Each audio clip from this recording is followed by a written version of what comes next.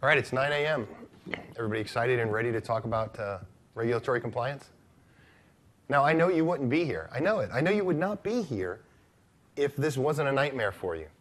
Because you don't typically go to a session on regulatory compliance unless this is something that you're actually facing and dealing with. So the trouble with that is that sometimes I get folks in a room like this that all they want to do is actually tell everyone about their personal nightmare and vent about it. And you know what? We will have some time toward the end for that, so not to worry. If you're here really because you think this is sort of like a session where we can all kind of give a group hug on the dilemma, we have microphones in the middle. You're welcome to take the center stage there and tell us what you're dealing with. It's my hope that by the end of the discussion, we alleviate some of the frustration. And I think a big key to that is honesty. And I think that sometimes you might find that with some of the sessions you've attended here, that not that things are not necessarily honest, but they're slanted a certain way. And that's because they have to be. Obviously, if you're hearing a session from a Microsoft employee, it has to be slanted a certain way. Whereas when you're hearing from a third party, from an external Exchange MVP, the discussion can be a bit more honest, a little bit more open. So let me tell you a little bit about myself. Maybe you've never heard of me before. My name is J. Peter Berzisi. And I'm an Exchange MVP, as I mentioned. I've been received the award 4 times in a row, so that's nice. I'm a Microsoft certified trainer. I have a variety of different certifications, a lot of acronyms. I'm co-founder and CIO of a company called Clip Training, which is a provider of Windows and Office task-based videos. I'm a technical author with over a dozen books that have been sold internationally. Technical speaker for Tech Mentor Connections, more recently MEC, the last 2 MECs here, Tech Ed. I'm a product reviewer for msexchange.org. Been doing that for roughly 5 years. I'm a journalist for InfoWorld. I write the Enterprise Windows column. Been doing that for over 5 years as well. And I'm an instructor for Pluralsight on all of their Exchange 2010 and 2013 courses. In fact, we have a representative from Pluralsight here giving away 30-day free trials to the Pluralsight portal. So you can watch any of the Exchange training that's there on. We just released a course on regulatory compliance, actually. So Brent is right here, down here in the front. Wave your hand so everybody can see you. If you'd like 30 free days of that, by all means, see Brent. So, you know, I would tell you what I do in my spare time, but it's pretty obvious with all of this that I have no spare time. This is all that I do. And that's why I'm here speaking with you today, because when you're focused to such a great degree on one thing, you see things over time. Some things, you know, didn't bother me until recently. For the last 5 or 6 years, I was focused on unified messaging. I thought that was cool. High availability, I thought, wow, what a great feature. But it was just in the last year that somebody actually shone the spotlight on regulatory compliance and the problems that folks are having with it. And I thought, well, gee, how hard could it be? I mean, you know, what's the real issue? And then I started to get into it. And as I can see on some of your pained faces, you know, you have a permanently etched stress line in your face because of regulatory compliance in your organization.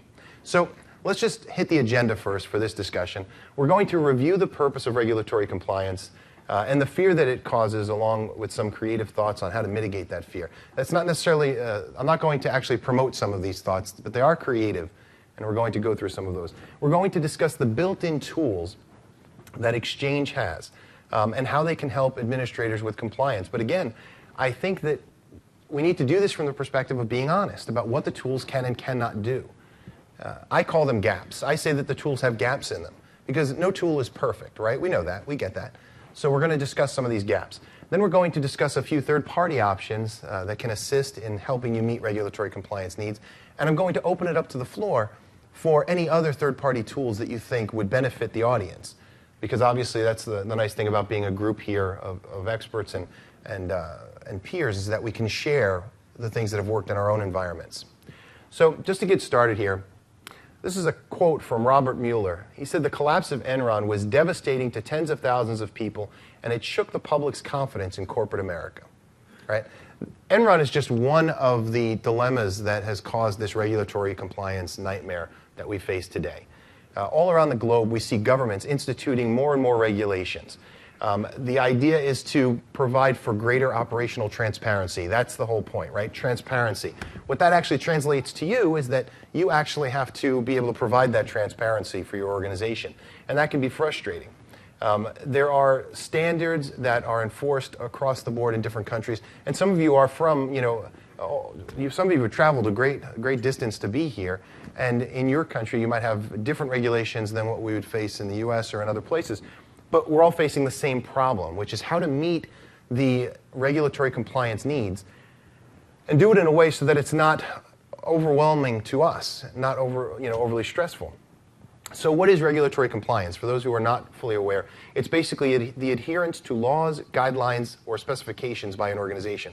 Now, who provides those guidelines? Well, in some cases, those guidelines might be provided by the government. In other cases, you might be dealing with corporate policy, which typically follows the governmental policies that have been put into place. So failure to comply is often met with some form of punishment if discovered. I haven't heard of anybody going to jail yet, but there are certainly fines that have been imposed. So perhaps at this point you're feeling like this, right?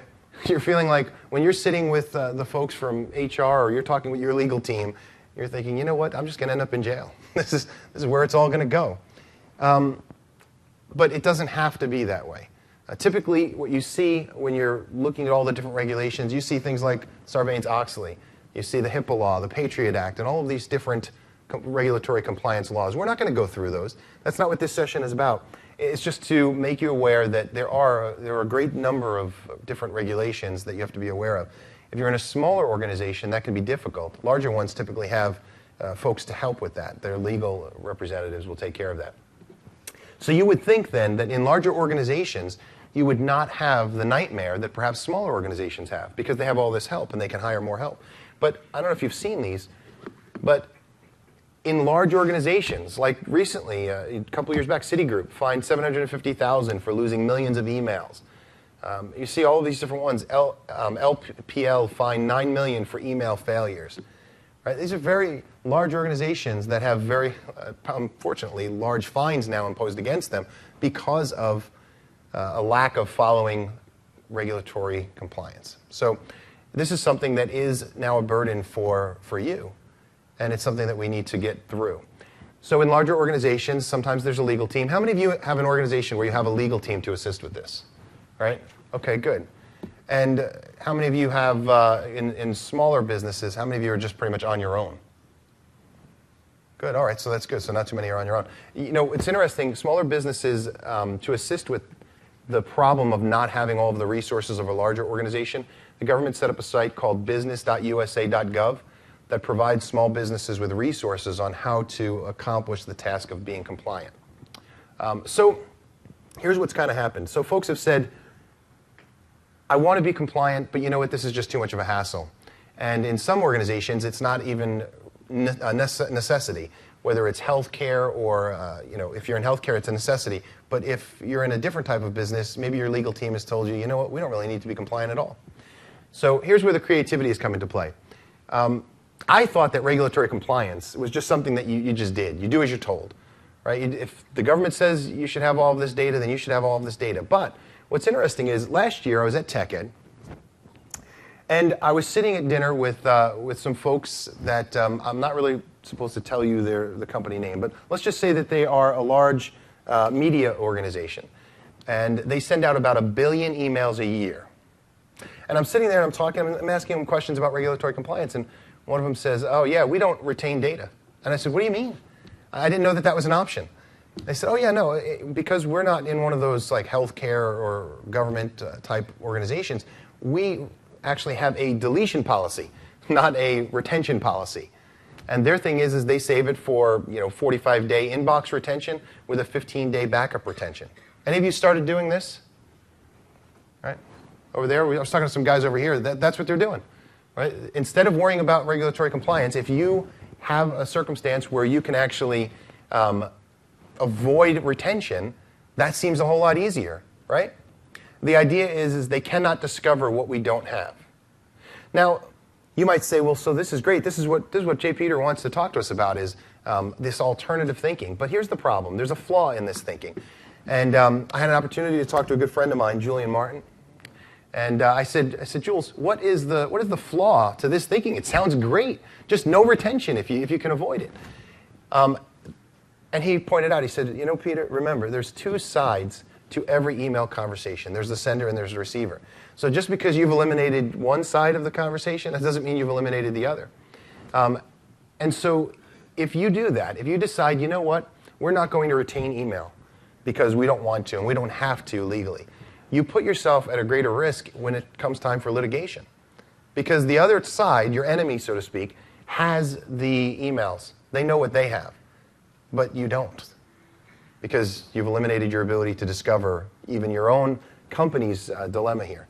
So I think that there are advantages, obviously, the upfront advantage, less stress being a key, but in a world of excessive litigation, which is what we see today, it may be better to know as much as the prosecution does, right?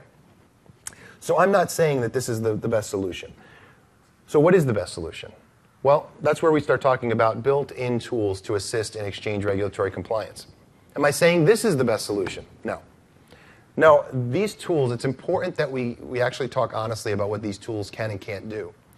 Because some folks are only using the built-in tools that Exchange comes with. And in some cases, that's perfectly fine. That's all you possibly need. In other cases, they're perhaps misled into thinking that this will provide a full range of regulatory compliance when it doesn't. So let's just talk about some of these tools. For starters, In-Place Archive. How many of you went to some regulatory compliance sessions yesterday? Right, there was a couple we went to. Yeah, I was in a few of them too. I kept hearing the word immutability. How many of you heard that word, immutability? Right? I'm not going to ask you how many of you know what it means. Because I saw it all over slides. I've seen it before. And I thought, it's funny because it's a really big word for a very, simple definition. It means making sure that something is not susceptible to change, right? So if you are retaining data, if you're retaining emails, and the end user has the ability to alter that process, has the ability to change the content, well, then you don't have a situation where you can really be compliant, right? So immutability is the driving force behind a lot of these tools that we see here. The idea that with compliance features, we need to be able to retain data in an unchangeable form.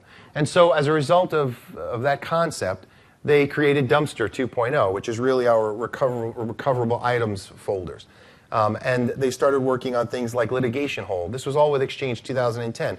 And now we see that with Exchange 2013, that they've actually enhanced all of these features. So we have things like In-Place Archive, In-Place Hold, In-Place e-Discovery.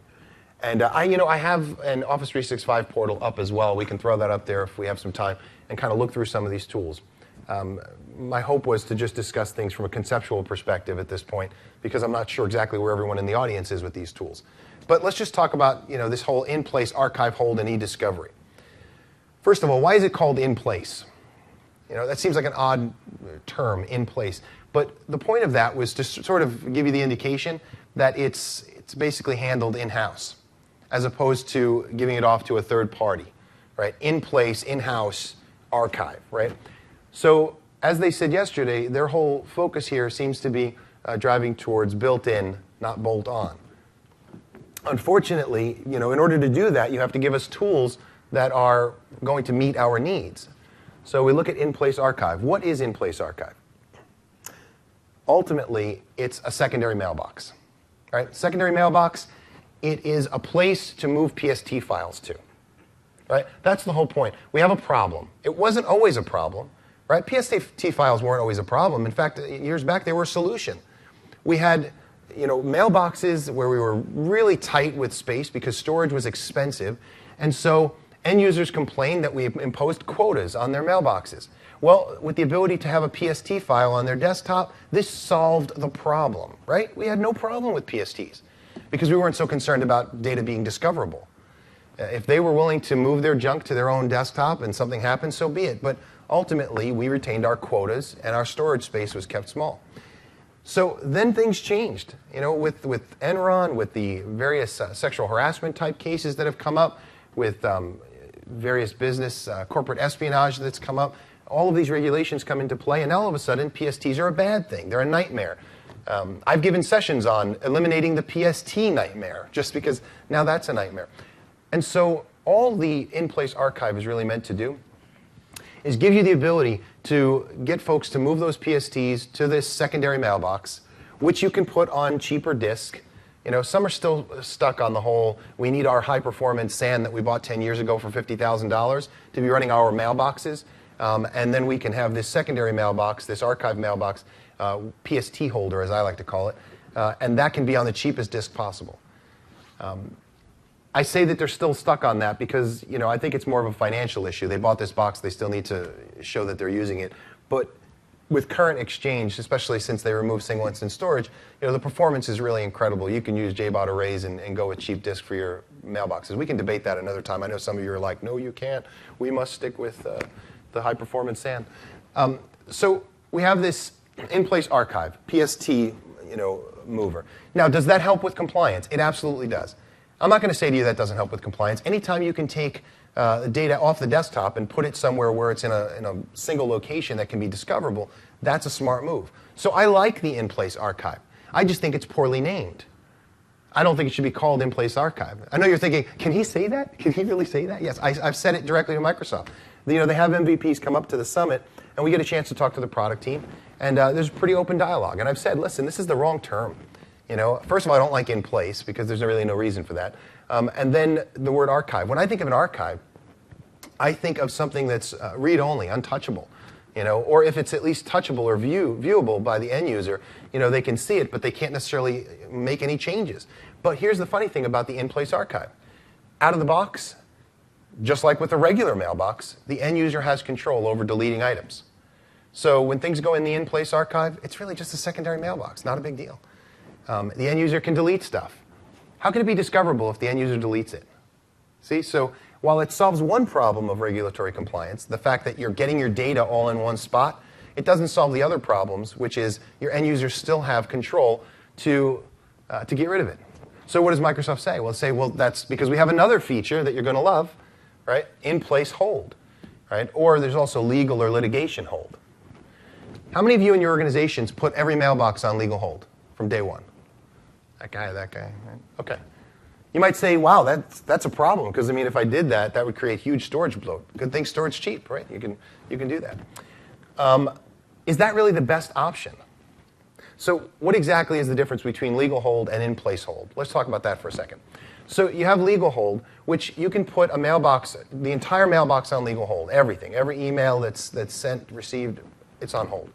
When you do that, the end user is not made aware of it, unless you make them aware of it, unless you tell them. They're not made aware of it. A lot of folks don't like doing this because what you're basically doing is you're bloating out the mailboxes because now everything's going to be retained. But you say, look, this is the best way to get discoverability of everything. This way, if the end user wants to delete stuff, I can still discover it. Okay, it's an option. It is an option. In fact, in Office 365, if you ask them to turn on their archive feature, if you pay for it, I think it's like $3, per user per month kind of thing. Well, all they really do is they just turn on legal hold on the mailbox, and it just pretty much, holds everything in the recoverable items folders. In-place hold is different. Now, with 2010, we just had legal hold. You could grab the whole thing. With in-place hold, you pretty much have the ability to narrow it down. So let's say there's a sexual harassment case between, two people in the organization, and the one person sent all these horrible emails, and so now you come in and you're going to say, listen, we don't need to hold everything that this person has sent, but we want to make sure that all emails between person A and person B are retained. You can do that. That's what in-place hold is all about. So it gives you a little bit more of a granular control there. I'm going to tell you in a minute where there's a gap in that thinking, but at least it's available. The reason for this is so that now you can focus in on what you're going to hold without having to stress about the bloat that comes from putting the whole mailbox on hold. Then you have in-place e-discovery. How many of you have used, with Exchange 2010, you used multi-mailbox search? Right? Horrible, horrible tool. Right? Horrible features there. I can say that. It's okay. I'm not going to get in trouble. I think I'm not going to get in trouble. I don't know. Maybe I am going to get in trouble. If you don't see me on the roster next year, now you know why. But they knew that. They knew that it was a horrible tool because that's why they advanced it. And I think that the e-discovery in Exchange 2013 is really much, much more robust and much better. Still not perfect, but really, really good compared to what we had. Then you have things like messaging records management right? MRM. And we've seen the progression of this between Exchange 2007, 2010, and now 2013. To me, this is more of a cleanup type tool, a way to get end users to clean up all the clutter in their inbox.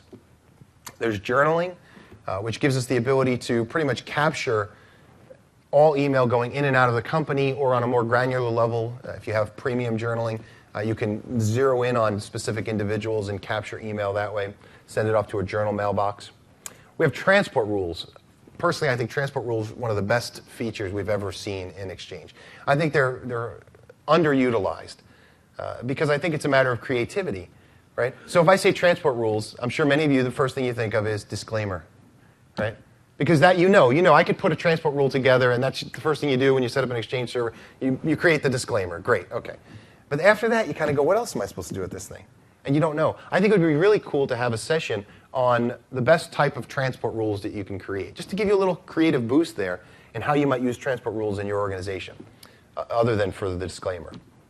I think data loss prevention is a good step in that direction already, because with DLP, and I think you've seen a lot of presentations on DLP already, with DLP, you have the ability to now use transport rules to prevent end users from doing things that might not necessarily be wise, like sending social security numbers across to other individuals, or credit card information, or banking information. And you can use DLP to give them some kind of a warning in the policy tip, or to just pretty much tell them this isn't going to happen. So you can use it to educate end users, and I like that feature. Then you have mailbox and administrator audit logging, which is a nightmare to set up. And you have information rights management. How many of you are running information rights management in-house? I just want to thank you. He's raised his hand for pretty much every question I've asked, and I love that. Thank you.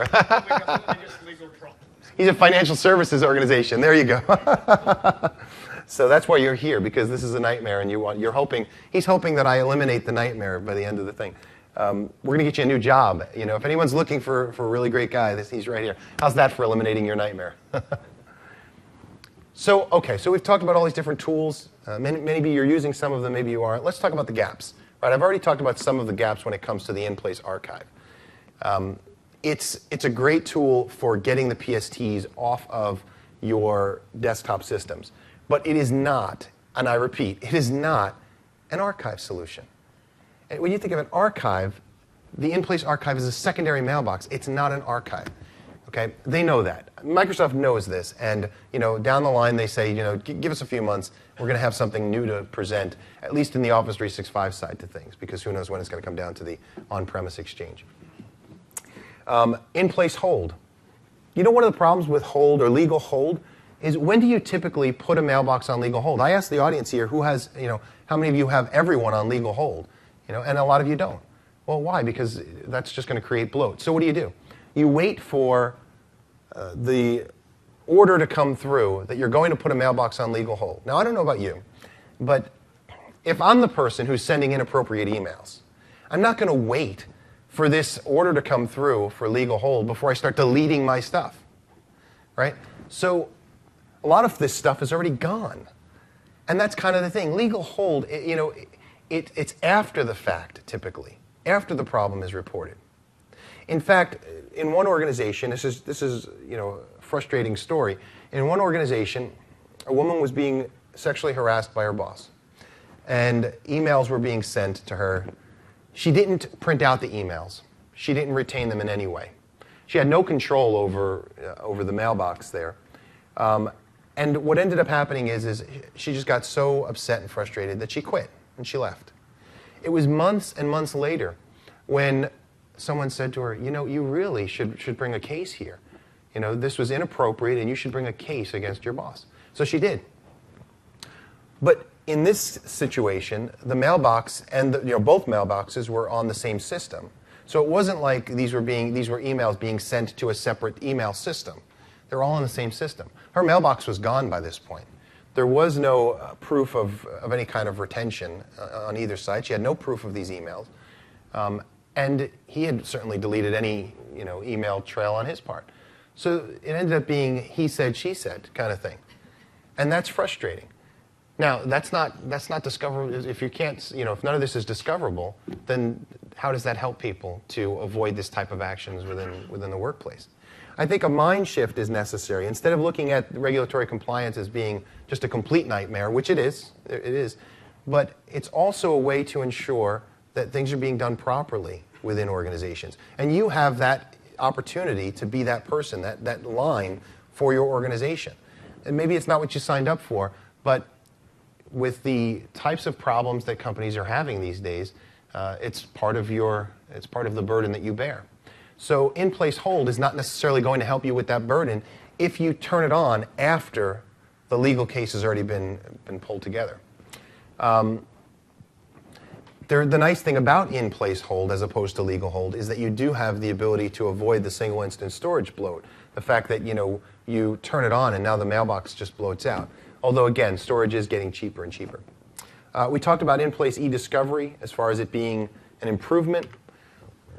Messaging records management. We talked about how it really relies heavily, in most cases, on end-user participation. How many of you are using some type of MRM for your environment? These guys over here. Basically, it allows for a cleaner, leaner mailbox, right? Because you can set up rules that say, past a certain point, we want these emails deleted. Past a certain point, we want them archived and deleted. You could set up all sorts of different rules. The only negative to that is that for every rule that you set up, you have to manage those rules. You have to be aware that they're in existence. In some cases, a lot of folks are using the retention tags. They're creating personal retention tags, which puts the onus back on the end user to actually tag their emails for archive or tag them for deletion and so forth. And so again, you have these great tools, but if the end users aren't using them, then what good are they? Journaling is easy to tamper with. We talk about journaling, we say it's great, you have the ability to get a copy of emails in this sense, but the problem with straight journaling is that even Microsoft, when you look up at TechNet, if you look on TechNet where it says journaling, it makes the point that this is not an archive solution, and that it is not necessarily going to provide for full regulatory compliance. So you might say, well, then what's journaling good for? Journaling is good for a lot of things. In fact, a lot of third-party archive solutions, will look at journaling, and they'll use that in order to get the email into another location. But one thing that journaling is good for is, let's say if you have some type of regulation that says you need to review employee-client communications as part of your corporate or legal policies. So every 3 months or so, you have to be able to prove that you went through a certain amount of emails and you were able to see that the communication was appropriate. In the financial sector, that might be a big thing, I don't know. But being able to prove that and being able to access it easily, journaling is a good way to do that. That's one of the things that Microsoft touts on TechNet as well, that you can use journaling to accomplish that goal. Transport rules. We've talked a little bit about it already as far as DLP and the enhancements that have now come with Service Pack 1. Things like the document fingerprinting. Did you see some of that yesterday in the keynote? I thought that was fantastic, really neat. I would have liked to have seen see how it really plays out. So I'll have to just kind of do that at home and test it. Auditing. I mentioned that auditing is complex. The auditing features are incredibly complex in Exchange 2013. It requires the exchange management shell to enable it. And then once you enable it, you then have to determine specific aspects of it. And that can just be a bit overwhelming as well. You wind up having to learn how to code in order to do auditing. I think that's ridiculous. I think I should make that a lot easier in the next version. And then we have information rights management, which we already said some of you are, most of you are not even using that. Information rights management is based upon the rights management services, AD rights management services. And the problem with it is when you first read about it and you go, this is fantastic. So you have the ability, if we're all in the same company, let's say, and I'm sending you an email, I can actually say that I don't want this email to be forwarded. I don't want this email to be printed. Right? So I can say all these things, and I can basically use information rights management to enforce that on you. That sounds fantastic. Here's the two problems with it. Problem number one is that when you send an email to someone who is not in your organization, all bets are off. So they can do whatever they want with it. The other problem with it is that if you send me an email and you say, I don't want you to forward this, or I don't want you to print this, that's not going to stop me if I really want to do it. right? Now, for example, one of the things that it can do is it prevents the snipping tool from working, right? So if I say I don't want you to be able to copy this in any way, or the snipping tool will not take a picture of the email if I wanted to copy it, but it can't prevent a third-party tool from doing it. So if I use a third-party tool, I can get the picture. Or I have this really cool new device, called a cell phone camera, and I can snap a picture of it. There's also a really neat thing called a pen, where I can write down what's in the message. So ultimately, there's ways around this. It's not the best solution for. There's one guy laughing in the back. It's a deterrent, in other words. So, and that's what I meant when I started this, talking about honesty. The need to be honest about what these tools can and can't do. Information rights management is a deterrent. If you've ever tried to set it up, we were actually at the summit in a large room of people, and somebody actually asked, how many of you have set up information rights management with RMS, set it up in-house? One person raised their hand, and we applauded that person. Because if you've ever tried to set this up, it's a bit of a nightmare too. So you do a lot of effort, you go through a lot of pain to set this up, only to turn around and have it be very limited in terms of what it can do. It's a deterrent, not necessarily a preventative measure. Okay, so we've talked about the tools, right? We've talked about what's built in, and we have some time. We can actually go through some of these tools and take a look at them.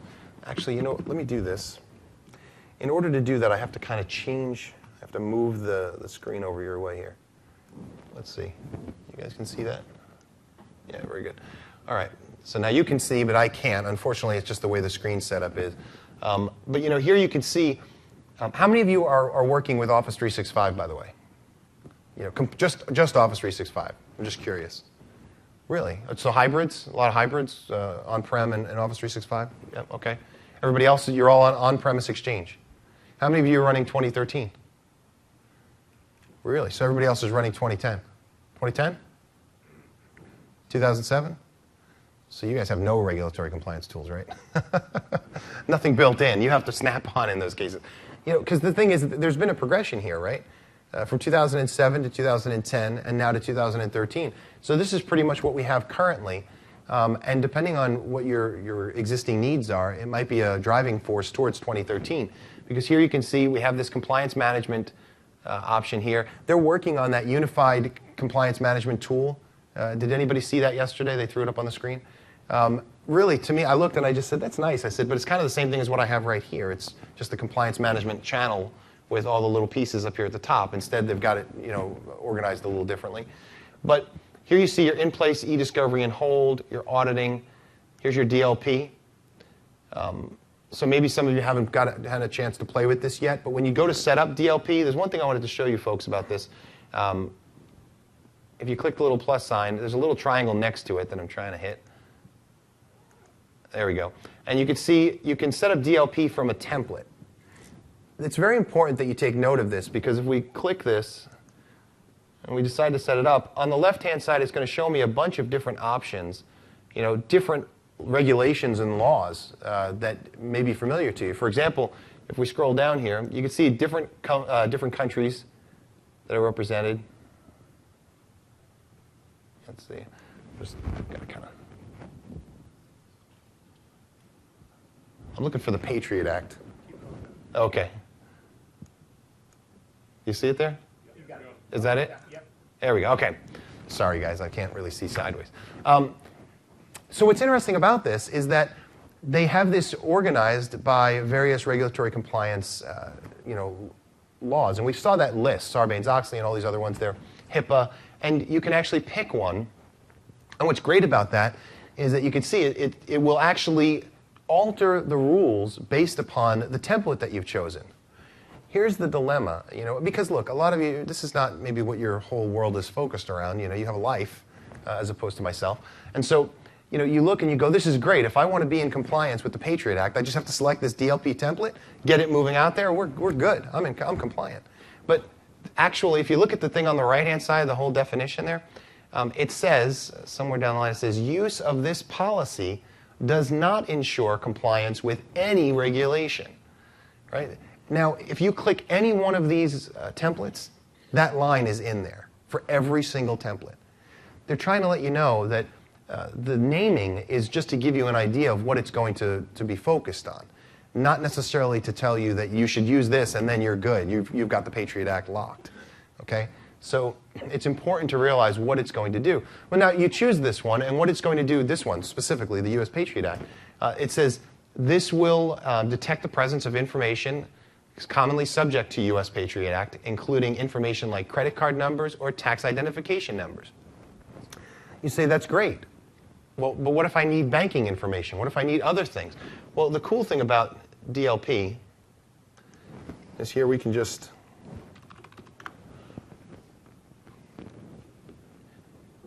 start out with the regular template.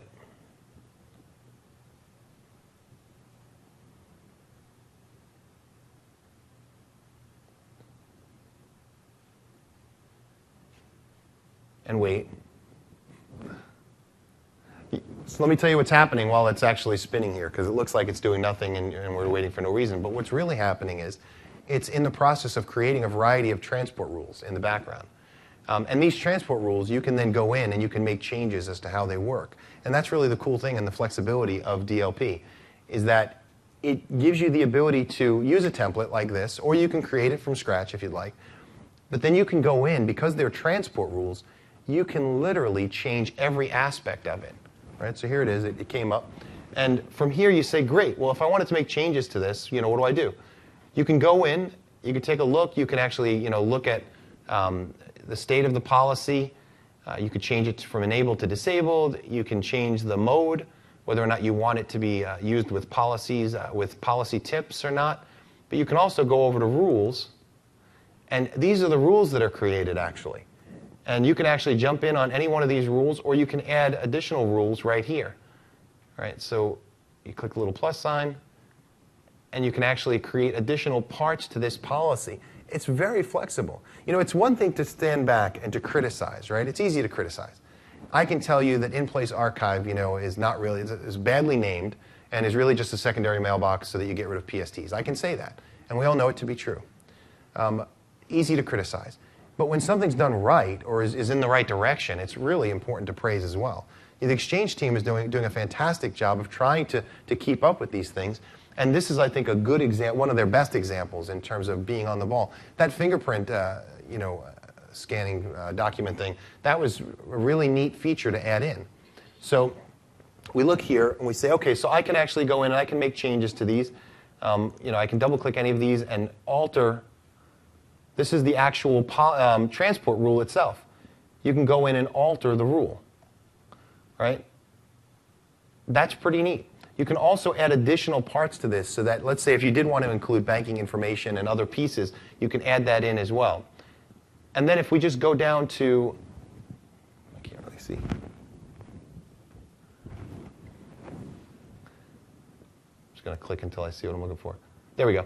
If we go down to mail flow, notice all of these transport rules are now included in our rules section here under mail flow.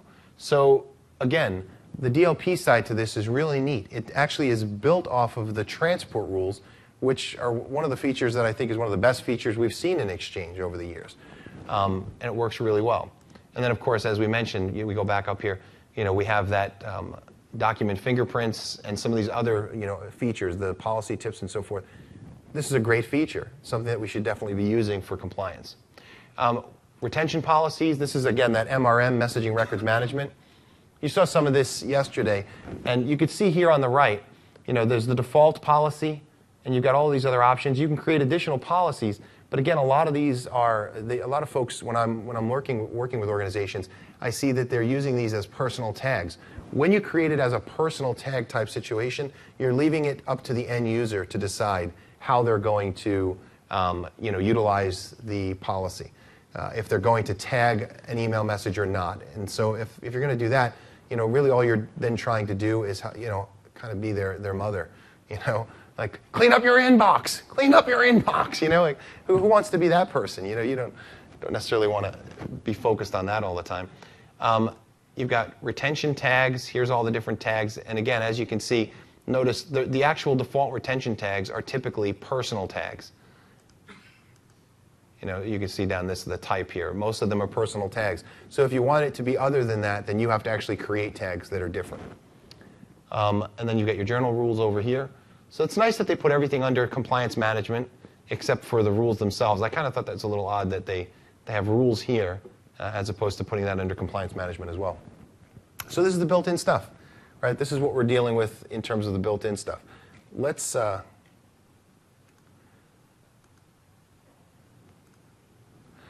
a little bit about tools that assist us with compliance. For example, we talk about eliminating PSTs. So one of the tools that Microsoft released is PST Capture. Any of you used the PST Capture tool? One person? Two people? Okay. Yeah, it's a free tool, and it helps you to pull the PST files, and put it into your Exchange in-place archive. You might look to third-party tools as well for things of that sort. For example, in some cases, you may want an archive appliance. Or you might want to go with a cloud-based archive solution to provide another layer of insurance and robust end-user options for archive access. The thing I don't like about the archive appliance, I know that a lot of folks have these appliances already in-house, is that, again, now it's on-premise as opposed to you being in an alternate location. I like the idea of having things separate if possible. I think about it with my own files and just even in my own home. I like having a way to have my stuff saved to the cloud. In the event of any kind of disaster, I don't have to worry about grabbing my systems and my disks and running out of the house with it. Let's consider two third-party offerings, and then I'm going to let you actually tell me what you're using in your organizations to assist when it comes to this. The two different solutions I'm going to provide here, let me just be very upfront. I like them both personally. I know the companies well. I don't work for either one of them. But when I was looking at what tools can I help the audience to appreciate in order to improve with their regulatory compliance, these were the two that I came up with that I thought were really nice. One is a governance and auditing tool, or auditing tool. Somebody should have caught that. KnowBe4. KnowBe4 is compliance management. Anybody ever seen KnowBe4? Ever heard of them? It's interesting. This was a guy named Stu Sauerman who started a company that years back, he created Sunburst antivirus. Anybody ever hear that? Right? They're sold out to Viper, and then he settled in and he started working on some really cool stuff with a guy named Kevin Mitnick. Anybody know who Kevin Mitnick is? Some people are nodding. Yeah. Really, guys? Kevin Mitnick. I mean, he's famous. He's he was a famous hacker. He went to jail. And he's written a lot of books about it, about social engineering. The art of deception. That's actually one of the titles of his books. Well, so what they did was they realized, they did a lot of testing, and they realized that one of the biggest problems with persons getting into companies is not necessarily the technology, but it's the people. They do all sorts of tests where they drop a bunch of USB keys in the parking lot, and basically end users, they pick them up and they bring them into the company and they plug them in, and now there's viruses being spread through the organization. So it's very easy to trick people, a lot easier than machines. So what these folks did is they started creating a solution with Kevin Mitnick where he actually demonstrates some of these tricks to help end users to kind of smarten them up a bit. And then what they do is they send out an email. There's various templates. They send out these emails where the end users in your organization get the email, and it's like, I'm your bank. You should click this link. And you go, I didn't know I had an account at that bank, but you click the link. Well, and all it does is it reports back to the administrators that you're an idiot, and so you basically have to go through the training all over again. And that's kind of the point, is that it forces folks to take the training now because they are the ones still clicking the links. I think it's a great solution. So recently they came to me and they said, we're really seeing a lot when it comes to compliance, but we see a lot of people are using Excel in order to keep track of to audit their tracking needs. Maybe some of you are doing that as well. They said, we want to create a tool that will help folks to organize their compliance a little better and keep track of the responsibilities, who has responsibility for what are the timetables for doing things and making sure things are being handled properly. And so they're working on this tool. I said, well, that sounds great. They demonstrated it to me, and I thought it was really cool. So that's one thing I'd like to offer your way. You can certainly check that out with KnowBe4. They're not here, but you can certainly look them up. The other is cloud-based archive solutions. The one that I like to promote is Mimecast, and I'll tell you why. Like I said earlier, I don't like the idea that the end user has any ability to access the archive. So in-place archive is not a good name for that. I believe that the archive should be read-only, and I think that was in one of the slides yesterday by one of the presenters. Should the archive be read-only? I believe the archive should be something that if the end users can see it, they can even interact with it, but they can't delete any of that content because it eliminates your ability to provide true discoverability, right? So what I like about Mimecast is they provide a cloud-based platform that allows for a bottomless mailbox. The end users pretty much, everything that comes in and out of the organization and goes in between individuals within the organization gets archived. What's cool is that the end user has access to that archive. So through an Outlook plugin, they can actually touch email in the archive. So if they've deleted something that was in their inbox and they go, oh, you know, I deleted it, it's okay. It's still in the archive. They can touch it. They can get that email back. Folks at Mimecast did a little demo for me where they had their phone, and they did a search for an email that was 5 or 6 years old, and it came up like that. I thought that was really impressive. But the best part is that the end users have no control over the archive retention. I also think, and it's sort of a mindset, we were talking yesterday with some folks that are handling regulatory compliance at Microsoft here, and they said, what is your problem with legal hold? And I said, you know, I don't necessarily have a problem with it, but I do believe that it's missing something that I think is very important when it comes to the world of regulatory compliance, and that is the transparency with the end users.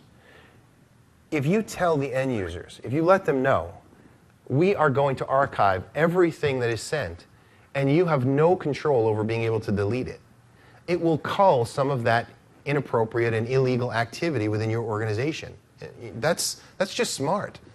You know, instead of having to deal with litigation after the fact, make them aware so that they realize, oh wait, you know what? If I send this email from my work email address, this is going to be a problem. Now, people that want to do bad things will find other ways to do it, but they don't need to do that through your messaging system, do they? So that's sort of the thing. Again, it's a deterrent. Letting folks know that things are going to be retained is a deterrent. And then having it be where they can actually see it, that's a deterrent as well. So those are the tools that I like. What are some of the tools that you folks have come up with that help you when it comes to eliminating the regulatory compliance nightmare? Say again? Tell me about it.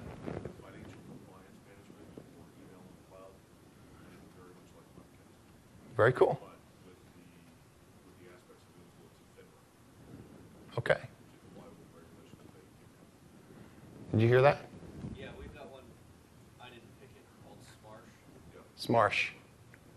So he says global relay, is it? And Smarsh? Our business users love it. So Interesting. I actually pitched Mimecast. Oh, good. What else? What else do we have?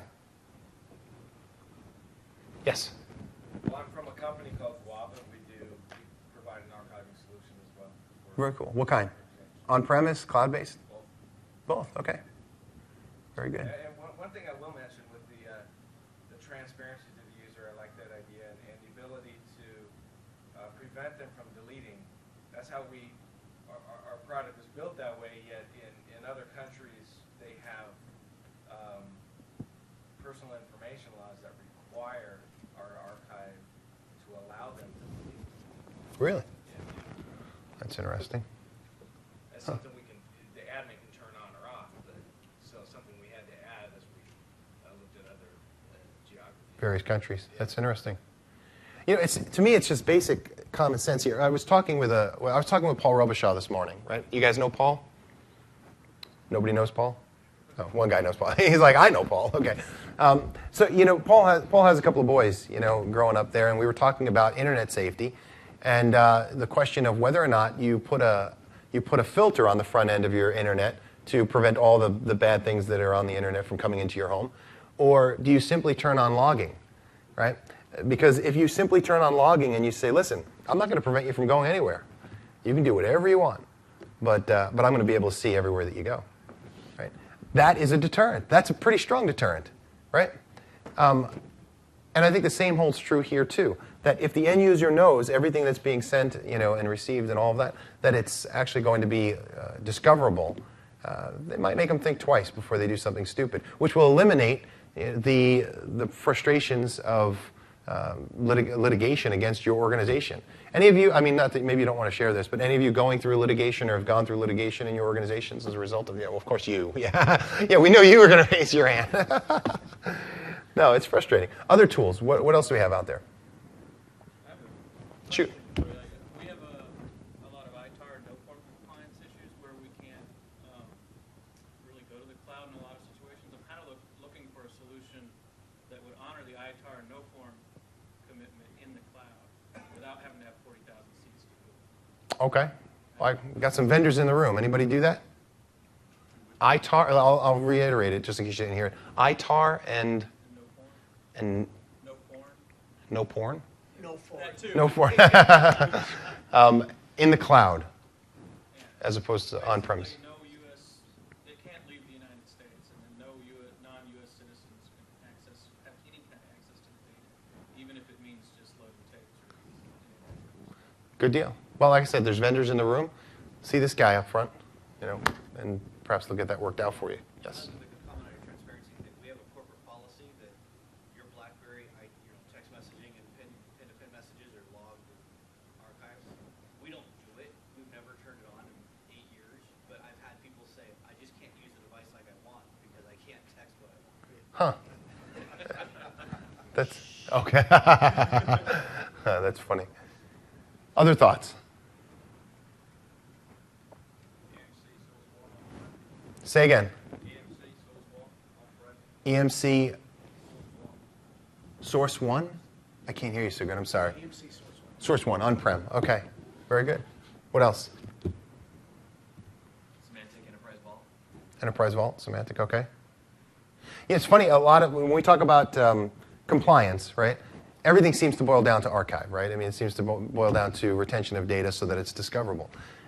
As you can see, the built-in tools that Microsoft provides go a lot, they actually miss that part, right? That's the part that they need to work on, is the archive piece. I'm kind of glad that they don't have that locked in, because it allows, many of you folks who are vendors in the room here to work on something, and I always think that that's good. I don't necessarily like the whole idea of built-in, not bolt-on, because what they're saying is that, we're going to do everything and sort of eliminate our third-party friends here. I don't think that's their intent. I think their intent is to, from what I saw yesterday with a couple of the charts as far as what they're looking to build out, I think they're looking to just provide a greater level of control through Exchange than what they currently have. Not necessarily eliminate any others from playing in that space. But I think it's nice to see that whereas that's not, they don't have a strong suit there in terms of archive, look at all the other tools that they have provided, like DLP and some of these other tools that we talked about. If you're not taking advantage of them, now maybe take another look at them, reconsider whether or not they can help you in your environment to provide a greater level of compliance. So good. I'm glad everybody had an opportunity to show up this morning. I know it's tough. When it's a 9 o'clock session, it's tough to even just get here after a night like last night. Hopefully everybody had a nice time at in all the various clubs there. Let me just give you some contact information for me. So if you want to get in touch with me, jpb@cliptraining.com. My Twitter is @jpbrzezi. You can read my InfoWorld blog, which if you just go to InfoWorld.com, you'll find it. But one thing I wanted to mention is that my latest book, I had 2 books that just came out. One is down there on the floor in the store space, Mastering Exchange 2013. It's about a 1,000-page book. I don't know that anybody really wants to lug that home, right? But I have a real small book, a fun one, called Conversational Exchange in 10 Days. And had a chance to put this together. It's really a great book for Exchange newbies, mostly focused on really just the whole story of Exchange from beginning to end. We're giving them away at the Mimecast booth at 11:30, from 11:30 to 1:30. I'm going to do a book signing down there. Everyone's welcome to come and get their copy of the book. And then afterwards, we'll be giving it away online in PDF form, just so that we want everyone to be able to have a chance to read it. It's just fun. It's got cartoons. It's easy for folks to read. If you have people in if you have PR, marketing, sales, folks that need to learn Exchange quickly, this is a great way to do it. I had the assistance of Teresa Miller. She's down here in the front. Wave, Teresa. She's my lead technical editor, and a lot of other MVPs participated in this. One of the things about the MVP community is that our whole focus and goal is to help you to learn as much about Exchange as possible, and it's the fact that we can be transparent, the fact that we can be honest. If any of you seen or read Tony Redmond's stuff, right? There's a guy who's very honest.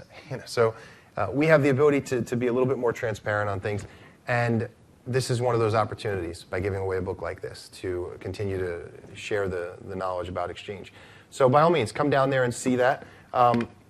Fill out evaluations on MyMech. You can win prizes and so forth. And so this is pretty much going to conclude the session. Give you a little extra time to grab a cup of coffee and move on to whatever you're about to see next.